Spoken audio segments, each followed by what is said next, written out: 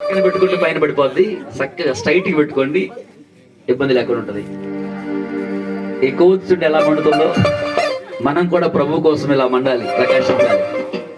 ఈ కొవ్వొత్తి కరిగిపోతా వెలుగునిస్తా ఉంది. మనం కూడా ప్రభు కోసం కరిగిపోతూ లోకానికి వెలుగునిచ్చే వారంగా ఉండాలి. యేసు జననము లోకానికెంతో వరము, ఆనందగానాల క్రిస్మస్ దినము. యేసు జననము లోకానికెంతో వరము, ఆనందగానాల